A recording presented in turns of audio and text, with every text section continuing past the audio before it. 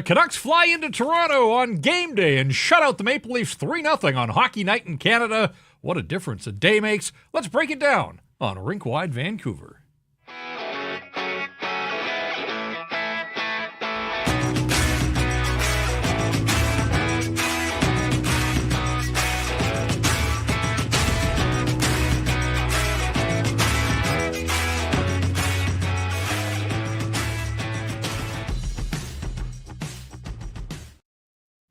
And we welcome you inside the Rink Wide Vancouver studios in downtown Vancouver on this Saturday night that sees the Vancouver Canucks defeat the Toronto Maple Leafs by a score of 3-0. Always a little sweeter when the Canucks knock off the Leafs, and they do it in style on a day that travel was an issue, but they don't let travel become one of the storylines here as they jumped on the Leafs early, a goal in each period, and they win it by a score of 3-0. It's Jeff and it's Irv with you. What a difference a night makes. Last night it was 14 shots in Carolina, and the world was crumbling, Irv. Tonight it's 18 shots on goal, but it's a win over the Leafs. It's like the in-season Stanley Cup. The broadcast showed an empty dressing room at 11 o'clock this morning. A few times on the old broadcast there. The Canucks weren't there. Travel hell. They don't get to their hotel till 2 o'clock, but they get it done. I know that we have a stat that stands out a little bit later in the program, Jeff, but first shutout win in franchise history in Toronto for the Vancouver Canucks. That is wild. Kevin Lankinen gets it. 50-plus years of existence. Maple Leaf Gardens did never happen there. Yep. Scotiabank Arena. So good on Kevin Lankinen, his fourth shutout of the season. Rink Wide's brought to you in part by Bet365. Whatever the moment, it's never ordinary at Bet365. Be sure to use code NATION when you open an account. And lots of people already in the chat tonight. Lots of storylines. We'll try and cover them off as we move along here. If you want to get a thought through to us, a question, a comment, whatever, hit us up with a super chat. Our super chats this year, the partner is the BC Mental Health Foundation, changing the face of mental health and addiction by supporting breakthroughs in care, public understanding, research, and knowledge exchange. The Vancouver Canucks have never lost 5 in a row under Rick Tocchet, but they were up against it here with 4 straight losses coming into this one and the travel issues that we talked about, but you can scratch that one off the list. You can also scratch the fact that they were 0 for 4 in their first 4 back-to-backs. The second half of back-to-backs this season hadn't picked up a point, but they do that for the first time here now, 1-4 in back-to-backs. And we've said it before, you can't just flush those games simply because you had played the night before, and the Canucks hadn't had their best stuff on the second of back-to-backs, but they get a bounce early, let's be honest, but, I mean, they couldn't have scripted this any better given the storyline of the travel and preparation and the fact that the Leafs were coming off a bad loss of their own in Carolina on Thursday, sitting there waiting for the Vancouver Canucks off the opening faceoff. They get the puck in, they win a battle down low, back to the point, and a Tyler Myers shot pinballs off Brock Besser.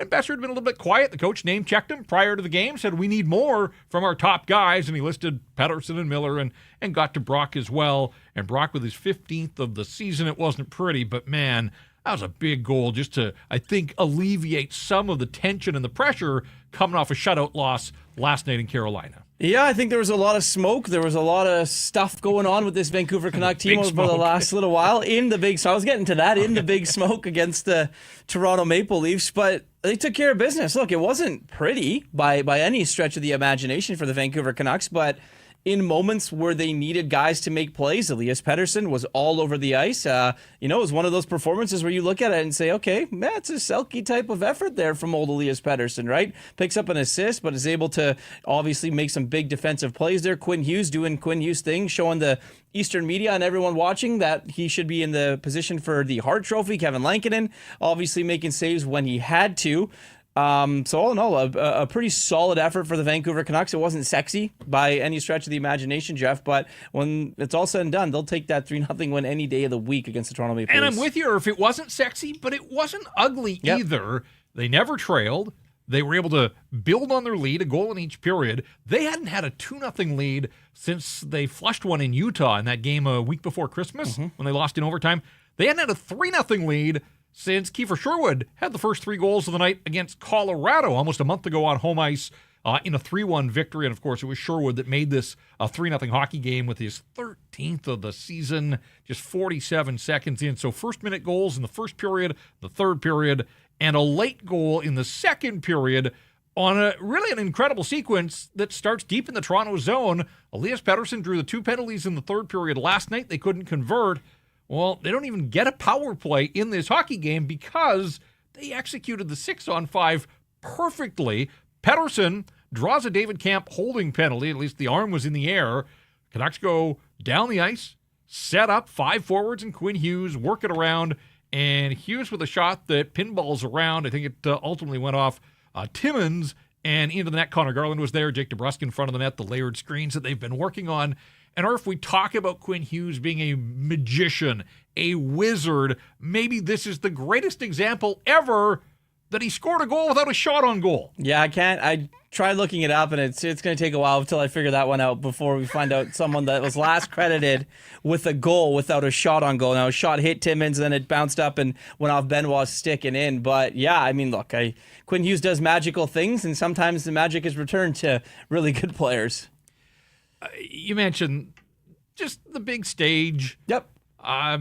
We know what he's done all season long. He's back in the lineup after missing 4 games.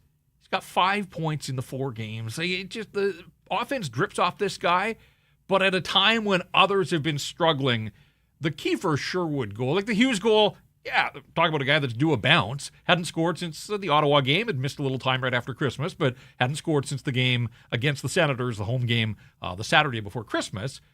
But the play that he makes to set up Kiefer Sherwood, like that, if you had to show a highlight to people that indicate, just the way that he can dominate in the offensive zone, Tyler Myers fires a slap shot high and wide by about 20 feet. It rattles off the glass, but Quinn Hughes is able to pick it up in stride and just goes to town. Like Max Domi, I don't know, Zamboni might run him over after the game. He may still be standing there frozen. Like, he looked like he was completely mesmerized. As I watched the replay, it felt to me like Max Domi was like, oh, crap. He's going to go around and make something happen. I'm going to look stupid here regardless what I do, so I'm just going to kind of stand my ground here.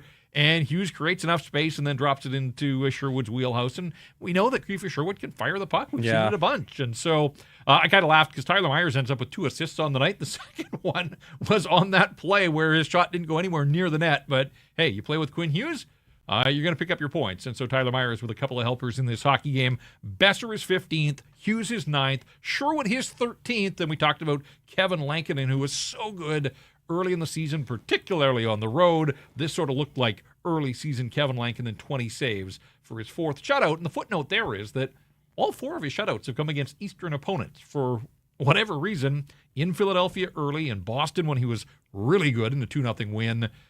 The home game against the Stanley Cup champion Florida Panthers, and this one now on the big stage there in Toronto. So the 19th win of the year for the Vancouver Canucks, 19-13-10. Their 12th road win, just their 2nd win since Christmas, and their first regulation victory since the holiday break. And, it is funny. Like, there was a ton of angst in this market. You could feel it. We hosted I think the longest rink wide we've done all season because there were so many talking points as they got to the midway mark of the season last night. They're 1-1-2 on this road trip. The last 3 games have come in 4 nights with some travel trouble against the top 3 teams in the Eastern Conference. Yeah. The Canucks have given up 4 goals in those 3 games to some of the highest scoring teams, some of the highest scoring players in the National Hockey League. And so, again, it's low event hockey.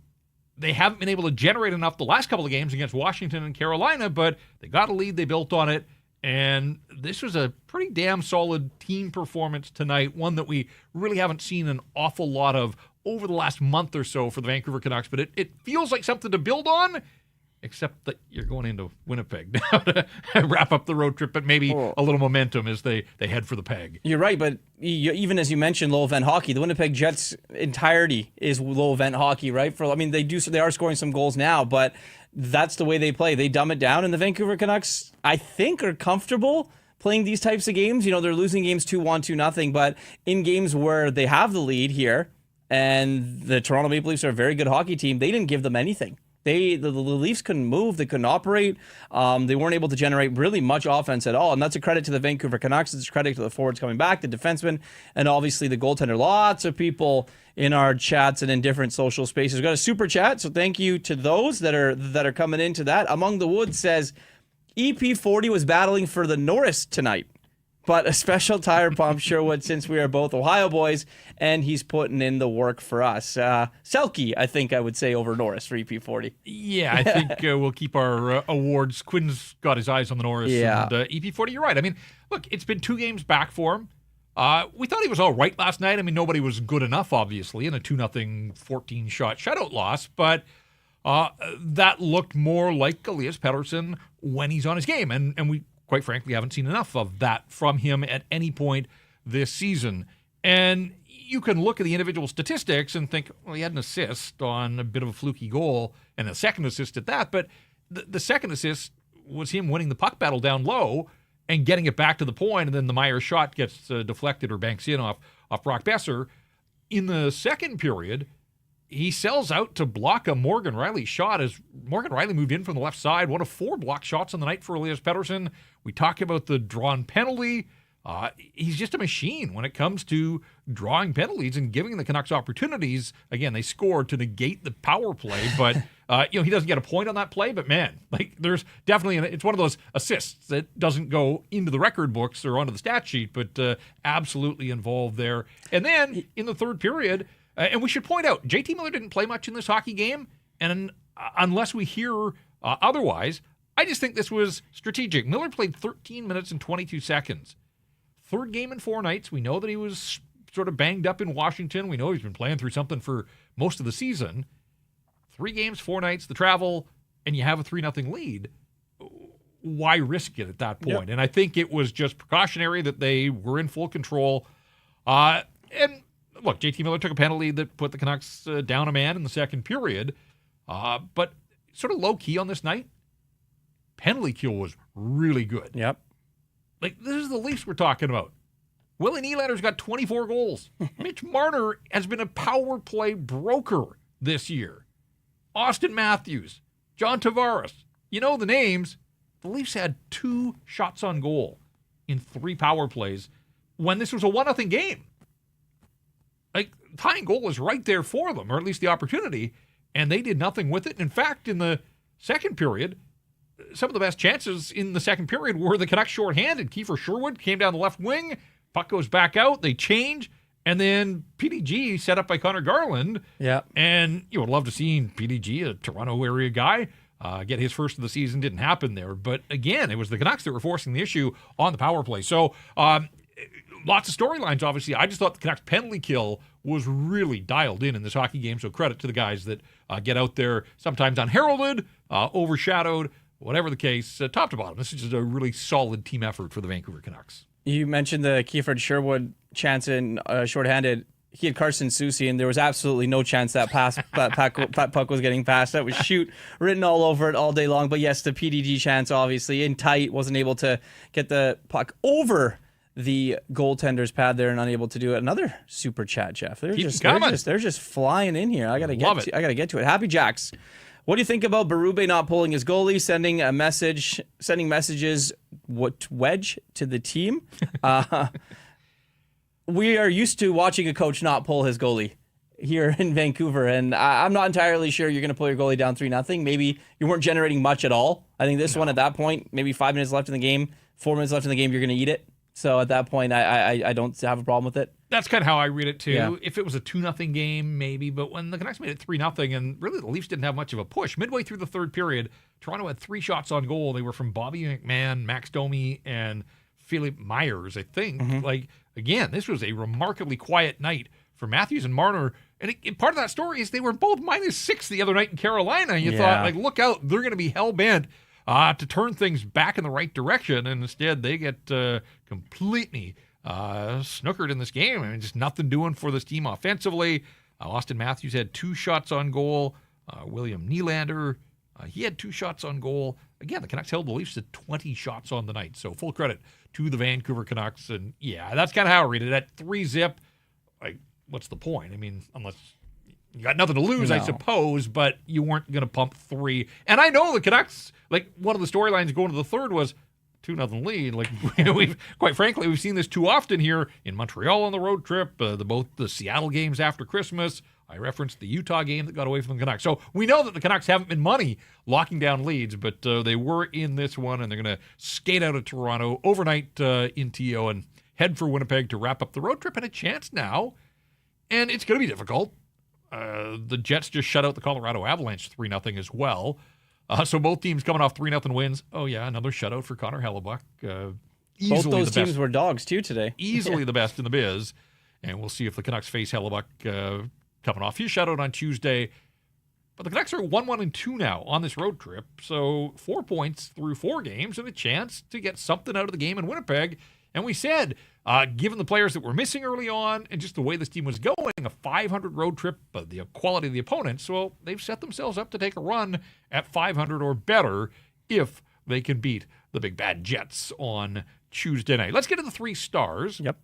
Here on Rink Wide Vancouver, a presentation of Greta Bar YVR. We've talked about them, but there you are. You see them on our screen. The 3 stars in the building, Quinn Hughes, Tyler Myers, and Kevin Lankinen. Myers sneaking in there. The better of the 2 Myers, right-handed defensemen on both teams here, Philippe and Tyler. Tyler gets his 2 assists, but we're going Quinn Hughes number 1. Again, I just the way that he commands a game, picking up his points, 9 goals, so a 20-goal season. This is the start of the second half. Yeah. This is game 42. So basically 9 goals at the midway mark, and he's missed a little bit of time. Yeah, 20 is absolutely still within reach for the captain.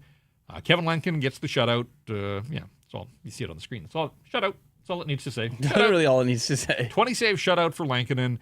And again, I like just sort of all areas of Elias Pettersson's game. And, hopefully the time away healed up. While he was gone, Patrick Allvin had the comments.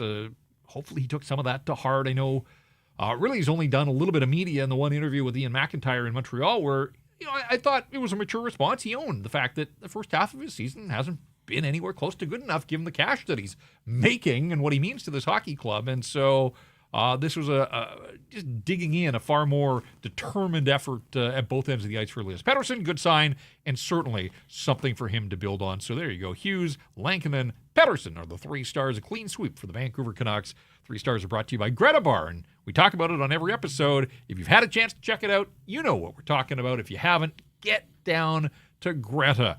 All the big screens, great place to watch games in the intermissions, after the game. They got all the arcade games, a little throwback there, go old school. Terrific new street food menu, weekly drink specials, and we've got the Canucks Army viewing party coming up later that we'll tell you about a little later here on this program as well. Greta Bar, the place to be, 50 West Cordova, Greta Bar. Let the games begin. This surprised me, but again, he's missed time, and we know that the struggles have been there. The last time we saw Elias Pettersson before the road trip was the San Jose game before Christmas, where he had the 2 goals and then he left. Those were his only points in a long time. And this assist tonight that he gets on the Besser goal, I had to go back and look at this to make sure it was right. His first assist since December the 10th against St. Louis. Wow. That was the night that Thatcher Demko made his season debut. He set up Jake DeBrusk for a late goal that forced overtime, and the Blues ended up winning there. So we know when he's on his game, he can be one of the great playmakers in hockey.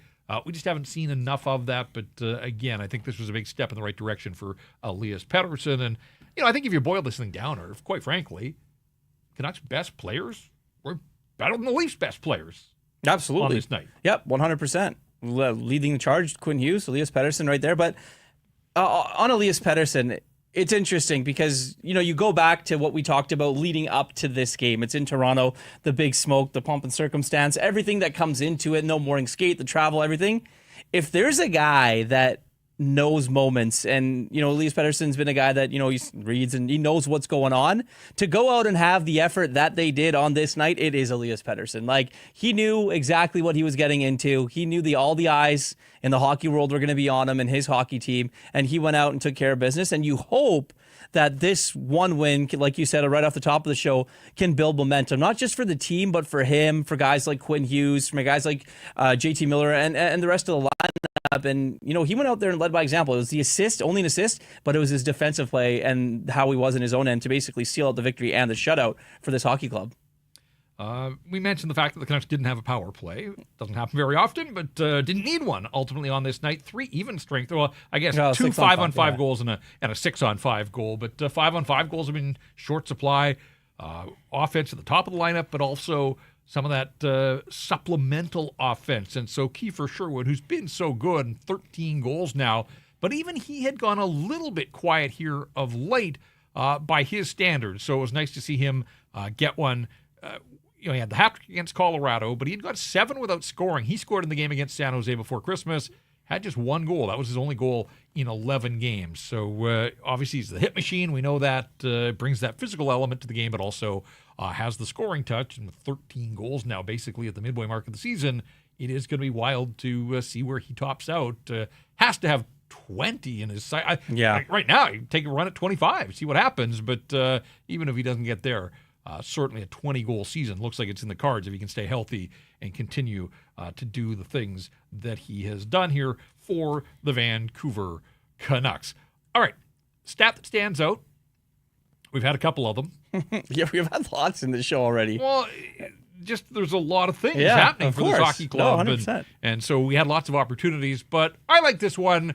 I'm all about big round numbers, and again, it wasn't his prettiest goal, but it was a good one. He hadn't scored since the game in Calgary on New Year's Eve. They need Brock Boeser scoring goals, and he set the tone. Turns out to be the game winner 31 seconds in. As you can see on the screen there, Brock Boeser scores his 194th goal, moves into 10th all-time among Canuck goal scorers. He breaks out of a tie with Alex Burrows. Thomas Gradin is next in his sights at 197.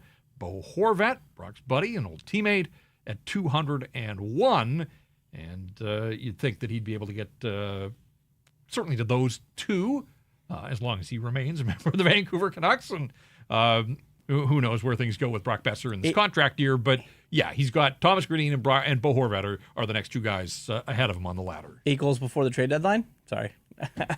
Hey, everything's on the table. Of course. But, good for him. He's only been a Canuck. We know that. Passed the 500 game mark earlier this year. And for him to be top 10, I mean, it was sort of a matter of time. But, look, he was drafted as a goal scorer, and that's what he's done for this franchise. 40 last year.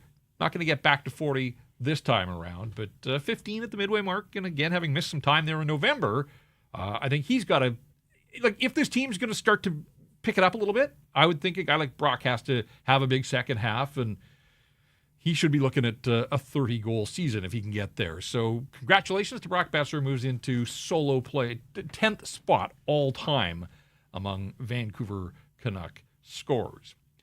We saw Rick Tocchet make a couple of lineup changes, and they were both a little bit curious. I wasn't surprised that Nils Höglander got back in the lineup after being a healthy scratch in Carolina. I think I was a little surprised that Max Sasson was the guy that came out. Now, PDG's a Toronto area guy, and so maybe that played into it. There were a lot of other candidates that aren't doing an awful lot for the Vancouver Canucks, but Sasson, the easy choice, I suppose. He comes out, but the trickle down there was that Jonathan Lekkerimäki ended up playing on the 4th line. Now, this is way down the list of storylines, and it really ultimately doesn't matter because they win 3-0. But I don't like the idea of Lekkerimäki being a 4th liner. If he's going to be in the NHL, and I know he was a little quiet the last couple of games, but everybody was quiet. They scored 1 goal in their last 2 games, so I'm not going to harp on the 20-year-old that's played 8 NHL games now. But I want to see him put in a position to succeed. So be curious to see where this goes moving forward. If they stick with a winning lineup, what does that mean for the lineup in Winnipeg on Tuesday? The more curious one was on the back end, where not only do they make a switch and Vinny Desharnais comes out, but Rick Tocchet makes the choice to put Guillaume Brisebois in ahead of Eric Brandstrom. That had people freaking out prior to the hockey game. But it was also 4 lefties and 2 righties. And we know this coaching staff talks all the time about liking its lefty-righties. And so it was Carson Soucy that ended up sliding over to the right side, which, again, was curious after a tough night in Carolina. On his natural side, you're asking Carson Soucy to move over to the right side and try to stop guys like Matthews and Marner and the rest of this high-scoring Toronto crew. But,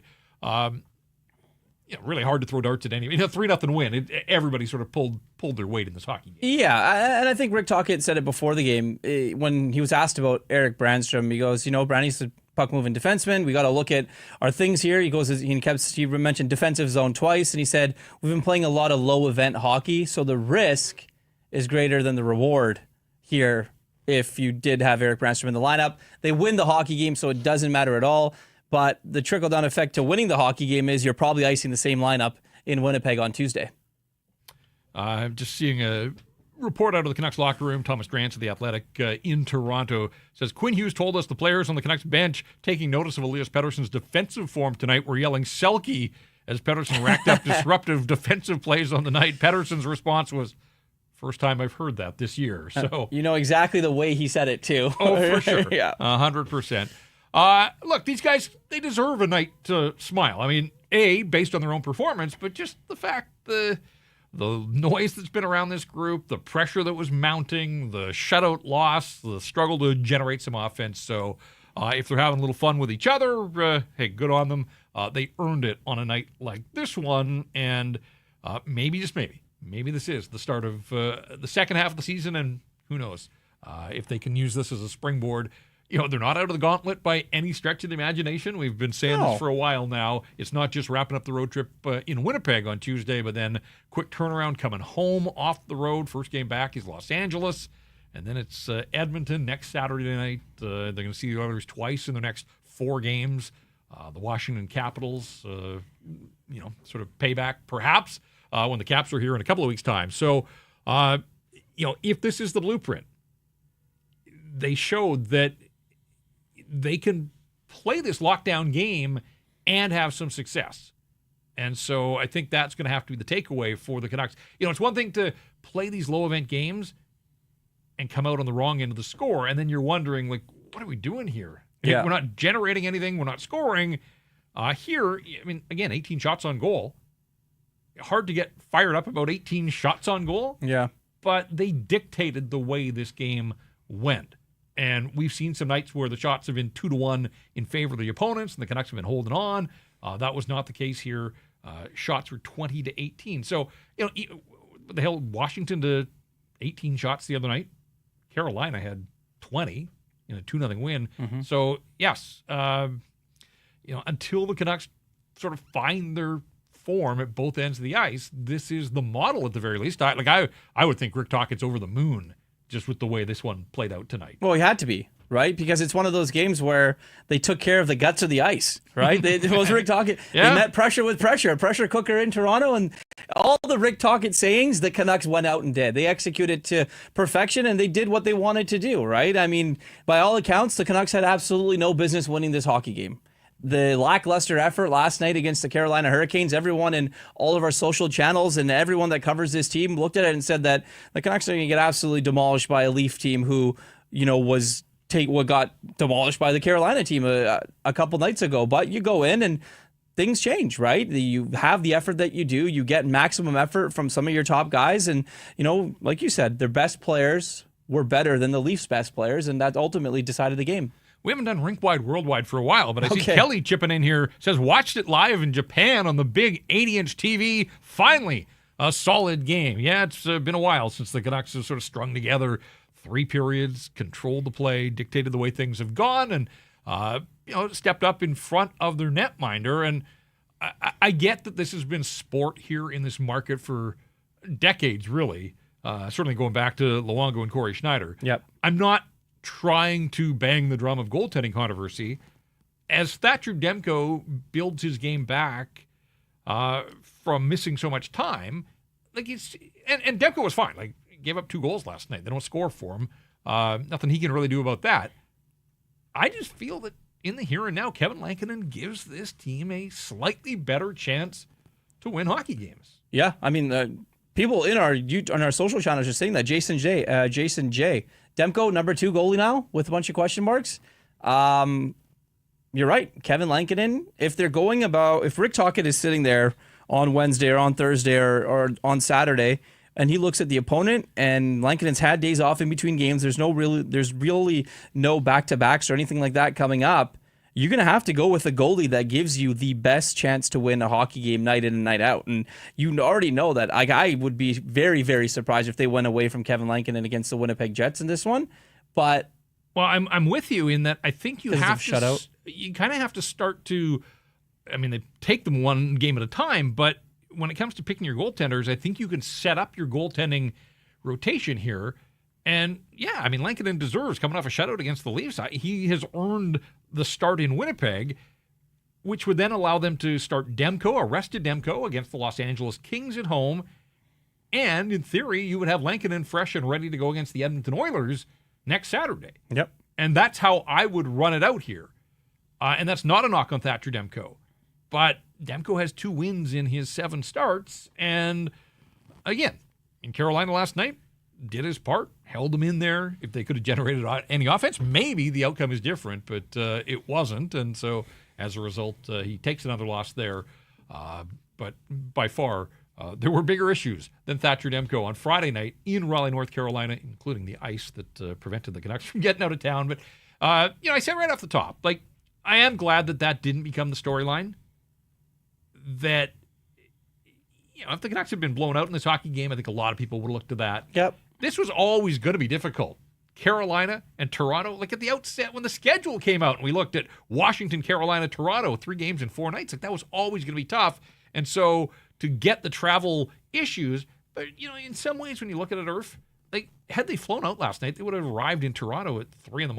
And this way they probably all got a decent night's sleep in Raleigh. And then, yes, it's 2 hours on a chartered first-class flight, get in at noon, and in some ways, they were never going to have a morning skate anyway, so it wasn't like that disrupted their routine. It's a little bit different. Take them back to their junior days where a lot of these teams would, play 3 games in 3 nights and have to travel through the night, whatever the case. I'm just glad for them that they found a way. But it is funny, too, because Rick Tocchet talked about it pregame. He referenced a game in Arizona with Connor Garland where they sat on the tarmac in, I think he said St. Louis. And there was a story about Chris Tanev in Dallas, and they flew into Colorado last year. The teams that have gone through that adversity with travel, like in those examples, they all were winners. Yeah. So maybe the next time it happens, maybe we all just got to step back and think, these guys are professionals. And they can deal with it. They have to deal with it. And ultimately, the Canucks did. So full credit to them for the 3-0 win in TO tonight. Craig Newson, who really cares who the goalie is as long as we win 1A, 1B? You need 2 goalies in today's NHL. No story here. I get it. 100% agree with you on needing 2 goalies, 1A and 1B. We're not making a story. The story is the decision that Rick Tocchet is going to have to make. He's got 2 goalies. It's deciding who the goalie is that's going to give you the best chance to win. And I think we can both agree from the here and now, it's Kevin Lankinen. Right. That's what I said. Yeah. Like, I'm not trying to stir the pot in any way. The fact that you've got a guy that was a Vezina finalist last year and this guy in Lankinen who has turned out to be one of the really good news stories in the National Hockey League. 100%. Now, the last month or so, I don't think his play has been quite at the level as it was in October and November. The results would indicate that as well. But then you see on a night like this when the team is tired, coming in, and he's able to step up. And no, it wasn't a 45-save shutout. Didn't have to be. Because the guys in front locked down, did a nice job, and he stopped the pucks that he was supposed to. And look, there were a couple of saves. Like in the first period, Main Street opened up, Noah Juleson wiped out. I'm not sure quite what happened there. And John Tavares, right up the gut, that was a really good scoring opportunity in a 1-0 hockey game. And then there was that shift where the Leafs were just zipping it around, and it ended up on the stick of Nick Robertson in the slot. And Lankinen got a piece of it.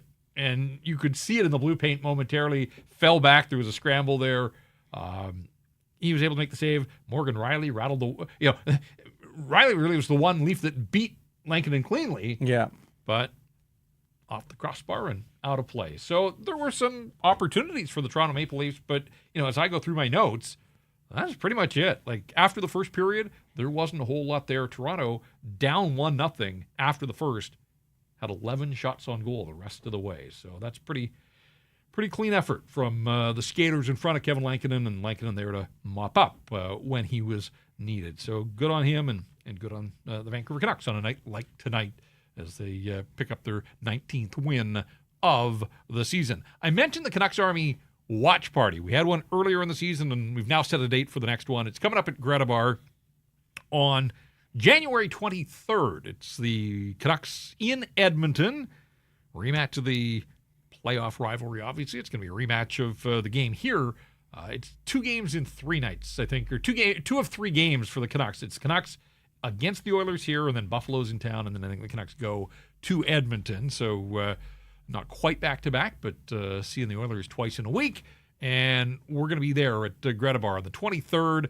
Got giveaways, hockey tickets, signed memorabilia, jerseys to be won. Doors open at 5, and the puck drops at 6 o'clock.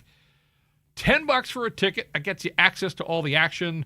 All of this in support of One Broken Biker.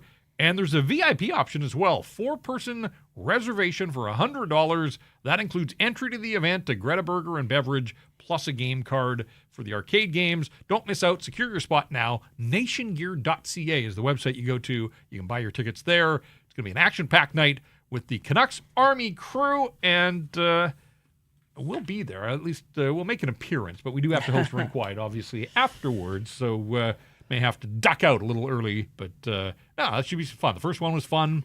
That was the Philadelphia game early in the season when the Canucks were shutout winners, and we'll see what this one has in store on the 23rd. But jump on now, grab your tickets at nationgear.ca. Yeah, if you want to come talk your smack on the chat, you can do it us in person. So it's going to be great. We'll be there. It'll be fun. Yeah, absolutely. I think those are great, but a lot of people in the chat, a lot of Demko Lankinen talk, a lot of Elias Pettersson, and a lot of Quinn now once again making his case not only for the Norris because he already has that in the bag, but again, Hart Trophy season from Quinn Hughes. Look, it's a long year. Yep. I think he's done enough to put himself in the conversation. Can he keep his game at that level? Probably, if he can stay healthy. And remember, he's doing this with one busted up paw. Like, he's not 100% healthy, but clearly he's healthy enough to get in there and do these things that he's done in a couple of multi-point games in his return to the lineup. So, yeah, I mean, I think he'll be in the conversation. The fact that a guy like Kirill Kaprizov is still out in Minnesota, I think Kaprizov had put forth the kind of effort that he was going to be in the conversation. Obviously, Leon Draisaitl's having an amazing year, up over 30 goals already at the midway mark. There's a ton of good players in this league. So the very fact that Quinn is in the conversation and among those, this is my point always, that, like, okay, even if he falls short and he's not a Hart finalist or a Hart winner, he's still a Vancouver Canuck, and he's a player unlike anything that this organization has ever had. And the mere fact that he is in the conversation is a victory in and of itself at some level. So lots of hockey still to go for Quinn Hughes and the Vancouver Canucks. But if he stays at that level, I mean, it's so clear what he means to this group that at the midway mark of the season, they hit the 41-game mark last night. Obviously no points for anybody. He had 45 points halfway through the season. The next highest scorer on this team had 30 points. He had opened up a 15-point lead. He's a defenseman, and he had opened up a 15-point lead on any of his teammates. So we see it on a nightly basis. We are amazed. We marvel at it. And nights like tonight on the big stage on Hockey Night in Canada in Toronto, hopefully others, if people were doubters or they hadn't been paying attention, pretty hard to miss the way that he commanded the ice at Scotiabank Arena. No, absolutely. And I think if you don't watch the Vancouver Canucks, and obviously a lot of people that watch this post-game show do watch every single game, you notice it every single night, even on off nights, even on nights when the Canucks are bad. Quinn Hughes is good. Quinn Hughes is very good every single night. He takes a beating too, night in and night out. Teams are targeting Quinn Hughes. We mentioned this a couple nights ago where, you know, they're not necessarily targeting his injury, but they're targeting Quinn Hughes. And that's kind of the book on the Vancouver Canucks. You go after their best player and, you know, make life miserable for him, things are going to happen. But on a night where no one touches him on Toronto, he leads by example and is able to get his team a much, much needed win. Yeah, this was not a physical game, certainly not compared to the way Washington plays and the way Carolina was able to get a piece of Quinn Hughes. The Leafs only had 11 hits. Yeah. So not physical at all. Leafs don't hit that many people. No. They hit the back of the net a lot. Yeah. They didn't tonight, but you're right. That's not necessarily the way that they are built. And the other thing is, we talked about JT Miller with the limited ice time, 13 minutes and 22 seconds for JT, and didn't see much of him in the third. For Quinn Hughes, you know, this almost felt like a night off. 23 minutes and 41 seconds, but that's the luxury the Canucks had, building the lead, extending it there in the third period, and then you can roll all 6 defensemen, and you can get Brisebois and Forbort and Soucy and Juleson out, and Quinn didn't have to play 11 minutes in the third period. He didn't have to play 28 minutes on the night, and now he gets Sunday and Monday off, so he should be rested and ready to go and see what he can do as the Canucks roll into Winnipeg to take on the Jets in their next game on Tuesday. We've talked a lot about Lankinen, just sort of back to goaltending for a sec. Canucks did nothing to take advantage of Dustin Tokarski last night, right? 14 shots, and people are freaking out about that. It's not often you're going to get the 1-2 punch of an AHL journeyman who's doing all he can to stay in the NHL and a guy who has played a grand total of 5 games in the National Hockey League now, but really is third on the depth chart of the Toronto Maple Leafs. But the Canucks got a bit of a break in seeing Dennis Hildeby, that Craig Berube could have gone back to Joseph Wall after he got shelled the other night in Carolina. Stolars is still injured, but they elected to go with Hildeby. Nothing he could do on the Besser goal. Like, that's just a little unfortunate for him, but he looked shaky in the first period, and Hockey Night kind of pieced together a little, call it a highlight package, but he was struggling. I mean, pucks were loose. He went to catch the shoot in the one time, dropped the puck at the side of the net. He looked a little anxious there. And this is where, the Canucks want to believe, whether it's Lankinen or Demko, on a lot of nights that goaltending has to be an edge in their favor. And I think ultimately the numbers bear it out that that was the case here. I mean, the Leafs didn't lose because Hildeby was in goal. They didn't score for the guy. So not trying to pin it on him, but they're going to likely see Connor Hellebuck on Tuesday.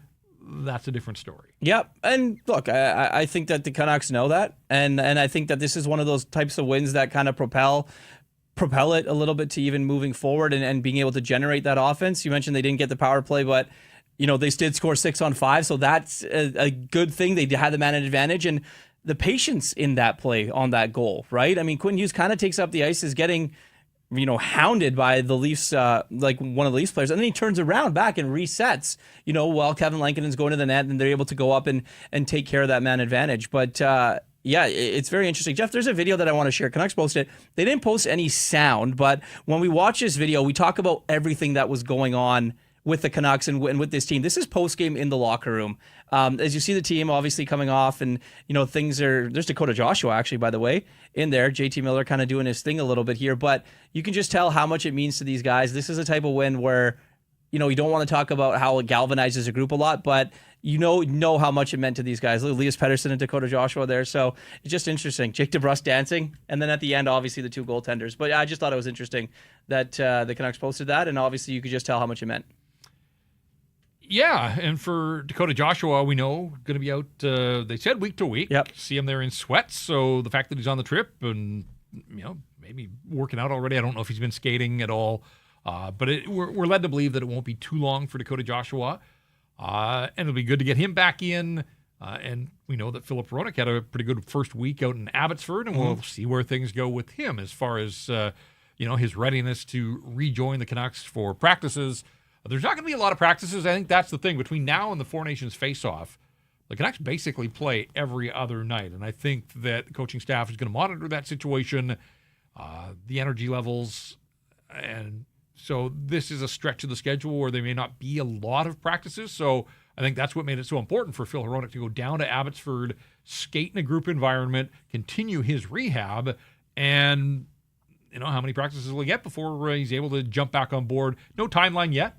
But the reports that we got from this first week, at the very least, were, things were progressing nicely for Philip Hronek, who appears to be ahead of schedule. So, there hasn't been a lot of good news on the injury front, but Canucks said 8 weeks for him, and it's basically 6 weeks since he left the lineup, and he might get back in there before the 8 weeks is up. Yeah, and it's in a controlled environment, right? He's sure. getting that time to go to Abbotsford. I'm sure they are in talks with the Canucks trainers and the Canucks skills coach and stuff like that. If they're not on this road trip, they're definitely out there working with Philip Hronek, and he's going to do exactly what he needs to do to come back. But I think eager, excited, way ahead of wherever people thought he was going to be. So the timeline of the injury might be the same, but I think I think it's Elliot Friedman that pointed out that he's ahead in a sense where he's feeling a lot better than probably he should. So I guess that's obviously a good thing for the Canucks. You mentioned Frege. Of course, Canucks feature prominently in headlines on Hockey Night every week, although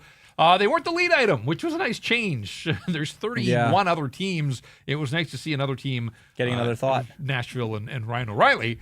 But there was a little bit of news there in that Elliot Friedman reporting that the Canucks aren't closing off the idea of dealing with other Western Conference teams if, in fact, they do pursue trades for one of or both of Elias Pettersson and JT Miller. For years, that sort of conventional hockey wisdom has always been, don't trade within your division. Now divisions don't mean as much. It's the conference because you see those teams more than you do the East. You don't want a big-time player to come back and burn you a whole bunch of times. But, I understand that, that's the reporting, but I also think that feels like some common sense, too, that if you're looking to make a big-time deal, everything's got to be open there, and you've got to find the best deal for you as a hockey club. And if that means a Western Conference team is the one that's willing to step up and meet your price, then obviously you would have to pursue that. So the Canucks aren't ruling out one conference over the other. And again, it's all talk at this point, but we'll see where it goes. But I think nights like tonight, another reminder that trading Elias Pettersson might come back to bite you. Well, of course. And I mean, just to furthering what Elliot said, and obviously echoing kind of what you said a little bit, I don't care who the player is. Let's take Elias Pettersson out of the equation. If the deal is good enough, you're going to do it, right? No matter what the opponent is. This isn't Calgary trading to Edmonton type of thing, right? It's if you're getting the best deal, you're going to go ahead and make the move. But you're right. I think on nights like this where Elias Pettersson can go and show how much value he has to this team and this franchise, not just offensively, but how gifted he is and how much he cares about the game and defensively and be able to shut down another team. I think it's great. And I think only for him, you hope that a win like this and an effort like this can propel him to bigger and better things. But I do agree with you. I don't think trading him would be in the best interest for the Vancouver Canucks. Canucks win, and that was the most important thing to them as you look at what's happening around them, trying to reel in teams like Dallas. Dallas was a shootout winner in Montreal, so Dallas picked up 2 points. Edmonton was down, but came back to defeat Chicago 4-3 in the Battle of the Two Connors. I don't think either one of them was terribly prominent on the scoreboard in that one. Nope. Seattle Kraken have a lot of work to do, but they were big winners in Buffalo earlier today. And the Canucks obviously will be keeping an eye on Calgary at home to the Los Angeles Kings. They are early in that one with the Kings up 1-0. So the Canucks trying to fend off trying to fend off the Calgary Flames, and of course Utah, the Utah Hockey Club, one of those teams that's behind the Canucks, and Utah taking on the New York Islanders tonight. So that's what's going on around the National Hockey League. On this night, the games continue. The Canucks don't play till Tuesday, but I know that you have your eye on a couple of games coming up here on the scoreboard. So let's move into our Bet365 line of the night. Hope y'all followed me on the Boston Bruins taking over beating the Florida Panthers and the Canucks plus money. Yeah, that was nuts. That was a wild game. That was an absolutely wild game. This portion of the show brought to you by Bet365, proud partner of Sekeres and Price. Canucks Conversation, Jeff, you and I here at Rink Wide Vancouver. Open account with Bet365 today. Bet on a huge range of markets. Use code NATION. Whatever the moment, it's never ordinary at Bet365. I like the Vegas Golden Knights. I like the Tampa Bay Lightning. And those pesky Anaheim Ducks, plus 1.5. So don't lose by 2 goals at the Carolina Hurricanes. Put those three together. It's plus 526. Some good value there on a little parlay. Ducks got their lunch fed to them. Whatever Ducks eat, Ducks got their lunch fed to them. 6-0 in Philadelphia. So bounce back game. Yeah. We'll see. It wasn't. Buckle down. It wasn't the Cutter Gauthier game. No, I saw that a few of the Flyers were working him after the whistle a couple of times. So we'll see. I mean, for your bet, maybe that's a good thing that they get pumped in this one and attention to detail. See if they can respond. We mentioned the Canucks were in Winnipeg. Jets were rematch of the playoffs last year. A couple of powerhouses. Winnipeg home to Colorado on this Saturday night, and turned out that it was all Jets here.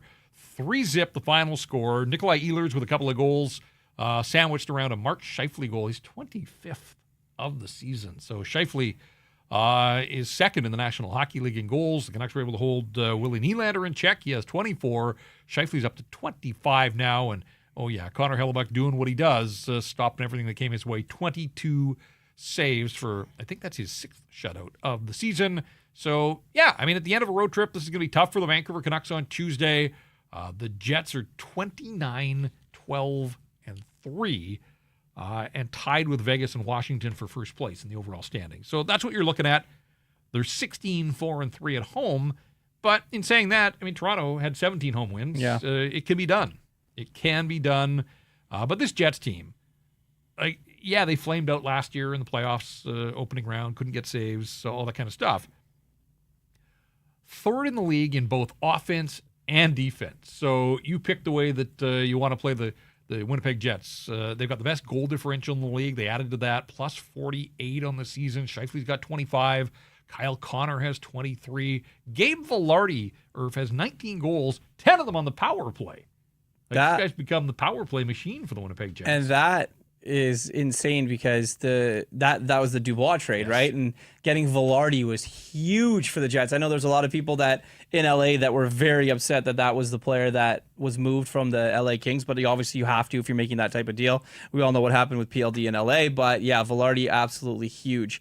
Connor Hellebuck as well. You mentioned best offense and goalie. He's number 1 or 2 in every statistical category, right? It's nuts. Goals against, save percentage, shutouts. Time on ice. He's the busiest goaltender. We're in an era where the workhorse goaltender doesn't really exist anymore. No. And there were some that thought that was maybe part of the downfall is guy plays too much in the regular season, keep him fresh and ready.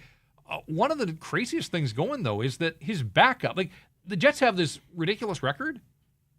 Eric Comrie, I think, has lost 7 in a row. When they turn to their backup, and it's one of those things where they don't score for him. They've scored 11 goals in those 7 games. Why do they score for Hellebuck and they don't score for the backup? Whatever the case, I would think that you're going to see Hellebuck coming off the shutout, and maybe it's Hellebuck and Lankinen on Tuesday night. 2 guys coming off clean sheets here on this Saturday night. Really solid performance. Yep. It's kind of nice to be reminded that, hey, it's in there for the Vancouver Canucks. And it wasn't that, Quinn Hughes played incredible again, but it wasn't like a dominant performance from any one individual. It was just that everybody pulled their weight. Top-end guys were better than the Leafs top-end guys, and then they got a little support scoring from Kiefer Sherwood. There's still a long list. It was another quiet night for Pia Suter. It was another quiet night for Teddy Bluger. Danton Heinen has gone remarkably cold. Neil Höglander got back in the lineup. Didn't really notice him an awful lot. We touched on Lecker-Mackey. I thought it was a pretty quiet night for him. Yeah. And so, Lecker-Mackey didn't play much, 9 minutes and 56 seconds, didn't have a shot on goal. But his underlying numbers were really solid. So that's promising that even if he's not getting pucks on net and scoring, as a fourth-line guy, you're on the road. You can't shelter a young player in that situation. And, was one of the top Corsi fours on the hockey club behind only Nils Höglander, which might surprise some people. But Höglander the Canucks outshot the Leafs 8-4 at 5-on-5 with Nils Höglander out on the ice. So, you want to see that from Nils Höglander, spend more time in the offensive zone being disruptive and trying to make some things happen. Flip side of that is, and this sort of seems to be a nightly thing, where Noah Juleson was the low man on the Corsi 4 list at 29.6%. Canucks were outshot 10-3 with him on the ice. So it remains a struggle. And a work in progress for the depth defenders, but through it all, they limit the Leafs to 20 shots. They win the hockey game by a score 3-0, and they get through this mini portion of this gauntlet, Washington, Carolina, and Toronto, and they give up a grand total of 4 goals. So, they're 1-1-1 in those games. They got the single point in Montreal to start the road trip. What might have been when they had that 3-1 lead. If they could have made that stand up, they could have already been at the 500 mark through 4 games on this trip, or could have guaranteed a 500 trip through 4 games. But as it stands, Canucks are 1-1-2 now, 4 points through these 4 games, and a chance on Tuesday in Winnipeg to make this a 500 road trip. So good night all around for the Vancouver Canucks, and full credit to them for the 3-0 victory over the Toronto Maple Leafs. Again, a reminder of the Canucks Army viewing party coming up on the 23rd at Greta. nationgear.ca is the website to grab your tickets there. And make sure you're checking out Canucks Army for all the latest on the hockey club, instant reaction after every game, and the stand cheese and the statsies in the morning. I'll have a Sunday column up there. Going to have to go home and figure out what I'm going to write about. But they give me some material here with this 3-0 victory. And, of course, we'll have a Monday mailbag as well. Always fun to answer questions about this hockey club. So I think that's going to do it for this night. Busy weekend here. We've done a lot of these in the last couple of days. Yeah. So we'll step away and catch our breath as well and rest up and be ready to go on Tuesday when the Canucks take on the Winnipeg Jets. For Mike Rogerson, helping out here, working on a Saturday, and we appreciate that, putting in an extra shift. For Irf, I'm Jeff. Thanks so much for joining us on another episode of Rink Wide Vancouver.